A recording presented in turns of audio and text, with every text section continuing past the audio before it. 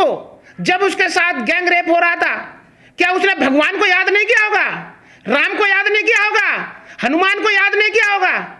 आप पाखंडवाद के चक्कर में इस देश के अंदर जो संविधान को कुचल के रख दिया गया है, जो कानून के रक्षक हैं, वो कानून को खत्म करने के लिए उन लोगों का भरपूर साथ दे रहे हैं। ये बुरी बात, ये हालात, ये आज राम राज्य की बात। हमें नहीं चाहिए कोई राम राज्य, हमें नहीं चाहिए कोई अदर का राज्य, हमें चाहिए भारतीय संविधान का राज, बाबा साहब का संविधान। बाबा साहब के संविधान के तहत ही पुलिस प्रशासन भी जो आज वो एसओ जेल भेजा गया है, वो संविधान की देन है। अगर आप आज भी आस्था और अंधविश्वास में पड़े रहोगे तो इस तरीके से जो देश के अंदर बाबाओं का हालात हो रही है, वो रात दिन बलात्कार के केस खुल कर रहे हैं। अब तो पुलिस प्रशासन भी आ गया, थाने के अंदर सुरक्षा नहीं है महिलाएं, तो ये कैसा राम राज्य है? ये राम राज्य नहीं है। ये आज की डेट में जिनको इन्होंने बताया भगवान, वो भगवान नहीं हो सकता, वो किसी का माई बाप नहीं हो सकता। अगर कोई अपनी औलाद के साथ में इस तरीके से घृणित कृत्य करता है, वो सबसे बड़ा पापी है, सबसे बड़ा बहरूपिया है। आज बहरूपियों की सरकार है। सत्ता जो है आज उन ढोंगियों की है जो कहते हैं गरीबों के यहाँ खाना खाने के जाते हैं, ड्रामा करते हैं। आज फिर एक खबर आई है, उत्तराखंड से जैसे वापस आए तो किसी गरीब के यहाँ पे झोपड़ी में खाना खाने जा रहे हैं। अरे खाना खाना झोपड़ी में का? सुदामा का जो किस्सा तुम लोग सुनाते हो, कृष्ण सुदामा का, कि उसने जब वो निर्धन हो गया, निर्धन, उसका पास में कुछ नहीं था, निर्धन हो गया, उसके पास खाने पीने की कुछ नहीं था, तो कृष्ण जी के पास गए, तो कृष्ण जी ने रातों रात उनके लिए महल बना दिया। क्या ये इनके लिए अच्छा, जहां झोपड़ी में जा रहे ड्रामा कर रहे, उनके लिए अच्छा घर बना कर दे दो? उन गरीब को अपने यहाँ बुलाओ, अपने महलों में खिलाओ इन दलितों को, तब माने। क्यों नहीं खिलाएंगे? वो खिला इसलिए नहीं सकते कि उसके लिए अछूत है। अभी देखा गोरखपुर के सांसद जो वहां पे कह रहे एक मजदूर के उसमें, अरे देखो कितना महक रहा था, वहां ड्रामा, उनके यहाँ पे खाना खाने, अरे देखो कितना महक रहा था उसका पसीना, मेरे तो जीना दो। अरे इस तरीके की सोच रखने वाले इस देश के ऊपर आ गए हैं। ये देश का दुर्भाग्य है। ये जैसे हिटलर के देशभक्ति का, नकली देशभक्ति का जहर घोला था, वो नकली देशभक्ति का जहर धीरे धीरे भारत के अंदर भी खत्म होगा और न्याय का शासन होगा। लेकिन मोदी जी जाते हैं लखनऊ में तो वो भी तो सफाई कर्मियों के पैर धोते हैं। ये लगातार राजनीति आज की नहीं है, इनकी लगातार राजनीति। जब भी आप देख लिए 26 जनवरी 1950 से जैसे देश आजाद हुआ है, उसके बाद में इन्होंने ड्रामा लगातार करे हैं। गांधी जी भी जाते थे वाल्मीकि बस्तियों में, तो ये सिर्फ ड्रामा, ताकि तुम शिक्षित ना हो, तुम्हारे हाथ में कलम ना आए, तुम संविधान का हक अधिकार ना जान लो। तो इस तरीके से समय समय पर लोगों का दिमाग डाइवर्ट करने के लिए और उन्हें महान बनाने के लिए मीडिया के माध्यम से इनको ये ड्रामा करने का मौका मिलता है। ये नाटक मंडली वाले लोग हैं, ये लोगों को गुमराह करने वाले लोग हैं, ये संविधान से भटकाने वाले लोग हैं। इसीलिए ये जो घटनाएं घट रही हैं, ये बहुत ही शर्मनाक है। ये संविधान का खुला उल्लंघन है और वो डर रहे नहीं हैं, पुलिस प्रशासन से भी नहीं डर रहे हैं। तो आज जो हालात है बहुत खराब हैं इस देश के अंदर। जैसे उत्तर प्रदेश के अंदर चुनाव हो रहे थे, अभी हालत में देखा हुआ था, प्रियंका गांधी ने एक नारा दिया था, बेटी हूं, लड़ सकती हूं। क्या बेटी के लिए गई? क्या उस बेटी को कोई लाभ मिला? अभी आपने देखा होगा जितेंद्र मेघवाल राजस्थान, जहां कांग्रेस की सरकार है, उसकी सरेआम हत्या कर दी गई, उनको झूठा आश्वासन दिया गया, आज तक कोई मुआवजा, कोई उन्हें हेल्प नहीं मिली सरकार की तरफ से।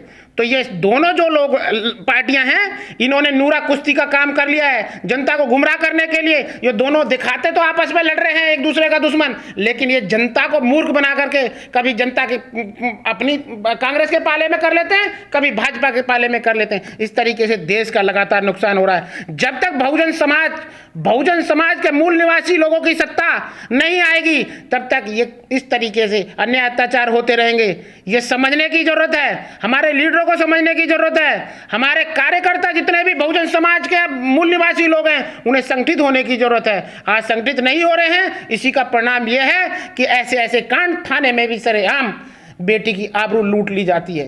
यदि महिलाओं को थाने में न्याय नहीं मिलेगा, पुलिस के पास न्याय नहीं मिलेगा, तो फिर उनको न्याय कहाँ मिलेगा? वो कहाँ जाए फिर गरीब आदमी? इस सवाल पे मैं एक बात कहना चाहता हूं, कोई भी कितने पीड़ित आदमी हो, अगर वो थाने में जा रहा है, एक अपना कैमरामैन जिसके पास मोबाइल, अच्छा मोबाइल हो जिसमें वीडियो बना सकते हो, जहां थाने के अंदर एंट्री होता है और जब तक थाने के अंदर रहेगा तब तक वो वीडियो कंटिन्यूटी बननी चाहिए। ये मेरी पीड़ित बहनों, ध्यान रखना, आपके साथ जो शोषण हो रहा है उसमें कौन आपके साथ सहायता नहीं कर रहा है। अगर पुलिस प्रशासन का कोई भी अधिकारी, कोई भी आदमी आपके साथ अभद्रता करता है थाने के अंदर, उसको उसी टाइम पे सस्पेंड कराया जाएगा, और नहीं तो उसके खिलाफ में धरना प्रदर्शन करके उसे उस थाने से बर्खास्त कर दिया जाएगा। इतना कब ध्यान रखिए, अपना सबूत आप बनाइए। अब कोई भी इतना सीधापन में मत रहिए। जितना आप संविधान को जानोगे, जितना अदालत को जानोगे और न्याय कैसे मिल रहा है उसके हक अधिकार को। एक और बात रख लीजिए, अगर बहन बेटी हो, अगर आपके साथ में इस तरीके का दुर्व्यवहार हो रहा है तो आप उसको, अपने आप को लाचार मत बनो, फूलन देवी बन जाओ। कोई किसी बहन बेटी के साथ में गैंगरेप कर रहा है, वो हिंसा नहीं है। अगर उसे अपनी इज्जत से वो अपने आत्महत्या कर लेती है लटक के, क्या करते हो? तो इस तरीके का मजबूर मत हो जाइए, आपको ही खड़ा होना पड़ेगा। यहां पुरुष प्रधान देश के अंदर नारियों का लगातार शोषण हो रहा है, और नारियों को बचना है तो नारियों को अपने हक अधिकार के लिए और कभी कभी फूलन देवी बनना पड़ेगा। वो आप अपने अंदर सोच लीजिए। लेकिन योगी जी कहते हैं कि यूपी से बदमाश भाग गए हैं, बुलडोजर चलाए जा रहे हैं आरोपियों के घर पे। जो पुलिसकर्मी इसमें आरोपी हैं, क्या उनके यहाँ बुलडोजर चलाएगी योगी सरकार? देखिए, लगातार समय समय पे इस तरीके से पब्लिक का ध्यान भटकाने के लिए इस तरीके के काम किए जा रहे हैं। कभी भी बिल्डोजर चलाने के लिए जहां पे भी चलाना है, गरीब की बस्ती पे भी चलाना है, तो आप अदालत के तहत में वो सही है जगह या गलत जगह है। आप ऐसे ही किसी के ऊपर भी बुलडोजर चला रहे हैं, ये एक दहशत फैलाने का माहौल है। इसके साथ साथ में बहुत सारी चीजें हैं जिनको नजरअंदाज करते जा रहे हैं, और पब्लिक के अंदर जो गुस्सा है उसको नजरअंदाज करते जा रहे हैं। आपने अभी देखा होगा मध्य प्रदेश के अंदर पत्रकार, न्यूज चैनल वाले पत्रकार को ऊपर, वहां उसको उस हॉस्पिटल में बुरी तरीके से उनके गार्डों ने पीटा और रो रहा था। क्यों? अरे ये मीडिया जो बैठी है हमारी बड़े बड़े न्यूज चैनलों में, जो सिर्फ और सिर्फ देश की मुख्य समस्याओं को भटकाने के लिए ऐसे मुद्दों पर बहस चल रही है जिनकी कोई जरूरत नहीं है। आज विदेशों में देख लीजिए, विकसित देशों को देख लीजिए, वो आज क्या कर रहे हैं, नए नए आविष्कार कर रहे हैं, और हम क्या कर रहे हैं?